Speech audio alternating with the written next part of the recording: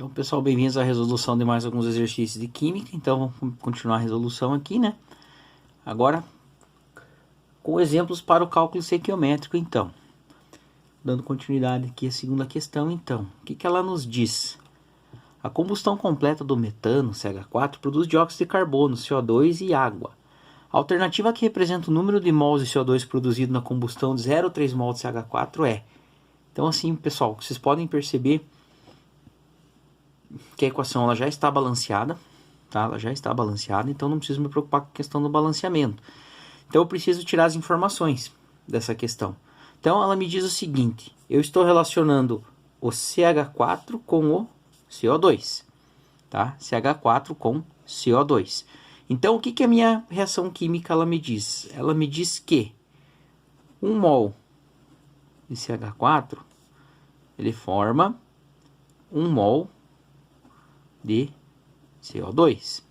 Então, 1 mol forma 1 mol. Então, se eu estou reagindo 0,3 mol de CH4, quanto que eu vou formar de CO2? Então, novamente, uma regrinha de 3 para a gente resolver. Então, vai ficar 1 que multiplica x igual 0,3 que multiplica 1. Ou seja, x igual a 0,3 mol. Então, como a proporção é de 1 para 1, eu posso fazer a conta, né, como eu fiz aqui, eu posso simplesmente partir direto. Então, a alternativa correta é a alternativa D, 0,3 mols. Então, uma questãozinha, pessoal, de cálculo estequiométrico do Cefet do Paraná, que envolve, além dos conceitos de cálculo estequiométrico, alguns conceitos de nomenclatura de compostos orgânicos e também a questão da organização de dados, né, para a gente montar uma reação química. Então, vamos lá. Em uma das etapas de tratamento de água, ocorre retenção de partículas sólidas em uma massa gelatinosa, constituída por hidróxido de alumínio. Essa substância é preparada pela adição de CaOH2 e a L2SO4 à água contida em tanques de tratamento. O número de mols de L2SO4 que devem reagir com suficiente CaOH2 para formar 10 mols de hidróxido de alumínio é igual a... Então, o que eu preciso fazer primeiramente nessa questão? Primeiramente, eu tenho que montar a minha reação. Então, ele diz que eu vou reagir CaOH2 mais Al2SO4. E essa reação, ele vai formar o hidróxido de alumínio. Então, o hidróxido de alumínio, pessoal, tem fórmula AlOH3 e vai formar o que sobrou? Sobrou o CaSO4. Então, a nossa equação está montada. Ela não está balanceada. Então, vamos fazer o balanceamento dessa questão. Então, pessoal, como ficaria o balanceamento dessa questão? Eu tenho 2 alumínios aqui e 1 alumínio aqui. Então, vou pegar e vou multiplicar isso aqui por 2. Tenho 3 SO4 aqui no reagente e 1 SO4 no produto. Então, vou multiplicar isso aqui por 3. Agora eu tenho 3 cálcio no produto e 1 cálcio no reagente. Então, vou multiplicar aqui por 3 novamente. E aqui eu deixo por 1. Minha equação está balanceada. Então, a partir daqui eu posso tirar quais conclusões? Vejam, ele está falando, no meu exemplo, sobre sulfato de alumínio e hidróxido de alumínio. Então, qual que é a relação que eu tenho? É de 1 mol de L2SO4 formando 2 mol de AlOH3, ok? Então, vamos à resolução do nosso exercício. Ele quer saber quantos mols eu preciso para que se formem 10 mols do hidróxido de alumínio. Então, novamente, uma regra de 3. Ou seja, 2 vezes x igual a 10 vezes 1. X vai ser igual a 10 divididos por 2, onde x vai ser igual a 5 mol. Então, resolução da nossa questão, né, referente a cálculo estequiométrico. Observem que ele falou aqui para nós, devem reagir com quantidade suficiente de CaOH2. Ele está falando do CaOH2, o hidróxido de cálcio, mas não significa necessariamente que ele precise participar da conta. Vejam, ele relaciona L2SO4, né, sulfato de alumínio, com o hidróxido de alumínio. Então, é as únicas duas informações que eu vou trabalhar. Ok, pessoal? Questãozinha então do Dom Bosco, pessoal, para a gente dar uma conversada também. Cálculo estequiométrico. Dada a equação química não balanceada, Na2CO3 mais HCl formando NaCl mais CO2 mais H2O, a massa de carbonato de sódio que reage completamente com 0,25 mols de ácido clorídrico é... A informação que ele me dá é que a massa do carbonato de sódio é de 106 gramas por mol, ok? E as opções que a gente tem para calcular então. Bom, o que ele está pedindo aqui de começo, que eu preciso salientar bem? Ele está relacionando massa e mol. Então vejam, são unidades de medida diferentes, então eu preciso tomar algum cuidado. Qual que é o primeiro passo de tudo? O primeiro que eu preciso fazer é o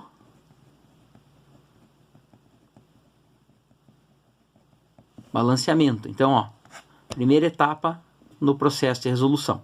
Então vamos lá. 2 sódio no reagente e 1 sódio no produto. Vou multiplicar isso aqui por 2. Tenho 2 cloros, 1 cloro. Vou multiplicar aqui por 2. Agora eu tenho 1 carbono, 3 oxigênios, 3 mais 1, 2 hidrogênios, 2 hidrogênios. Então, minha equação está devidamente balanceada. Então, feito o balanceamento da minha reação, agora eu vou para o cálculo. Então, ele está relacionando o quê? Carbonato de sódio, Na2CO3, com o ácido clorídrico, HCl. Então, essa é a nossa relação. Então, vamos pensar o seguinte. Na minha reação química, 1 mol do carbonato de sódio, ele reage com 2 mols de HCl. Então, eu quero saber o seguinte. Quanto que eu preciso de NaCO3 para reagir com 0,25 mol de HCl. Então, novamente, pessoal, aqui, ó, regrinha de 3, 2x igual a 1 vezes 0,25. Então, x vai ser igual a 0,25 divididos por 2. Logo, x vai ser igual a 0,125 mol. Então, veja o seguinte, pessoal. Para reagir, né, com o 0,25 mol do HCl, eu preciso de 0,25 mol do NaCO3. Bom, a gente sabe que 1 mol de Na2CO3, ele apresenta 106 gramas de massa. Então, eu quero saber quanto que eu vou ter, qual a massa de carbonato de sódio que está contida em 0,125 mol. Então, basta a gente montar a nossa conta. Então, vai ficar o quê? 1 que multiplica Y, né, igual a 106 que multiplica 0,125. Logo, Y vai ser igual a 13,25 gramas. Ou seja, eu preciso reagir 13,25 gramas para que eu possa, então, reagir, né, completamente 0,25 mol de ácido clorídrico. Tá bem, pessoal? Então, vejam, separar as informações e trabalhar elas isoladamente. Questãozinha 5. O mármore CaCO3 reage com ácido sulfúrico, formando gesso, CaSO4, de acordo com a equação balanceada. Então, a equação que está dada para nós, ela já está balanceada, pessoal, ok? E com base na equação, a massa de gesso formada pela reação de 25 gramas de mármore com H2SO4 suficiente será de... Então, os dados que eu tenho aqui, a massa de CaCO3 é de 100 unidades, então 100 gramas, massa molar, né? 100 gramas mol, e que a massa do CaSO4 vai ser de 136 unidades. Então, o que ele me diz aqui nessa equação? Ele me diz que na reação 1 mol de CaCO3 ele reage formando 1 mol de CaSO4. Então, mármore formando gesso, tá? 1 mol para 1 mol.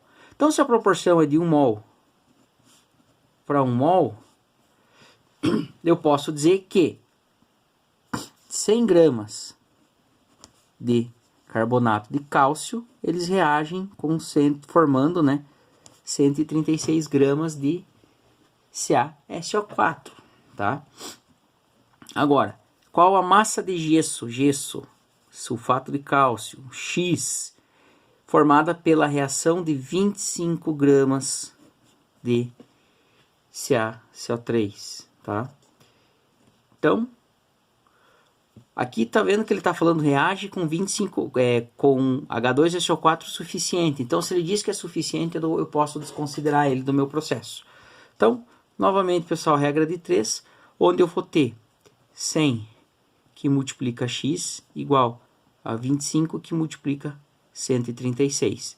Logo, X vai ser igual 25 que multiplica 136 é igual a 3.400 divididos por 100, corta 0 com 0, corta 0 com 0, X vai ser igual a 34 gramas. Então vejam, quando eu reajo o 25 gramas de mármore com H2SO4, eu formo, então, 34 gramas. Letra C do nosso exercício, ok? Próxima questão. O vinho torna-se ácido quando o etanol C2H5OH é convertido em ácido acético por meio da reação. Então, a reação dada para vocês. Essa reação ela já está balanceada, pessoal, ok?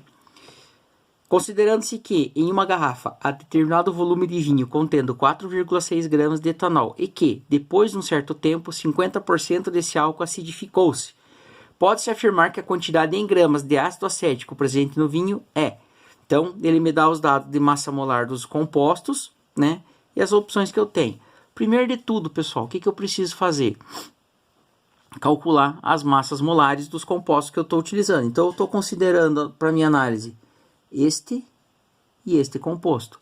Então vejam, o C2H5OH, se eu pegar a massa do carbono, 12 vezes 2, mais massa de hidrogênio, 5 mais 1, 6 vezes 1, e a massa do oxigênio, 16. Isso vai dar um total de 46 gramas por mol, tá? Como que eu chego nos 46 gramas por mol? Vai ser 12 vezes 2, mais 1 vezes 6, mais 16 vezes 1. Então, dá os 46 gramas por mol. A massa, né, do CH3COOH, ela vai ser dada como? Vai ser 12 gramas do carbono vezes 2, mais 3 vezes 1, 4, né? 3 mais 1, desculpa, 4 vezes 1, que é a massa molar do hidrogênio, mais 16 vezes 2, né, que é a massa dos oxigênios. Então, 2 oxigênios, 16 vezes 2. Isso me dá um total de 60 gramas por mol. Então, calculei as massas molares. Tá, então, a partir daqui que eu começo a minha análise propriamente dita. Então, vejam, a minha equação ela diz o quê? Que eu tenho 1 mol do álcool formando 1 mol do ácido. 1 mol de álcool formando 1 mol de ácido. Então, o que eu preciso fazer aqui? 1 mol tem uma massa de 46 gramas. Então, eu posso dizer que 46 gramas do álcool, após reação, convertem-se em 60 gramas do meu ácido. Ok? Então, o que eu quero saber é o seguinte. 4,6 gramas do álcool vão gerar quanto de ácido? Então, novamente, pessoal, regra de 3. 46 multiplica x igual a 60 que multiplica 4,6. Então, x ele vai ser igual a 276 divididos por 46, que dá igual a 6 gramas. Então, vejam, 4,6 gramas de álcool geram 6 gramas de ácido. Só que 6 gramas de ácido, se fosse 100% do álcool convertido, então ele me diz que foram apenas 50%. Então, quanto que eu vou ter? Então, veja, se 6 é 100%, 50% vai ser igual a 3 gramas. Então, a alternativa que a gente está buscando, 3 gramas, ok? Observem aqui, pessoal, só voltando. 46 não é 10 vezes maior que 4,6? Então, para eu chegar nesse resultado, não posso pegar esse aqui e dividir por 10? Então, o x é só eu pegar esse aqui e dividir por 10. A proporção que eu aplico nessa parte, ela é aplicada nessa parte aqui também. Lei das proporções constantes de Proust lá que a gente estudou. Ok, pessoal? Obrigado pela atenção e até a nossa próxima aula. Dúvidas, entre em contato com o professor, ok?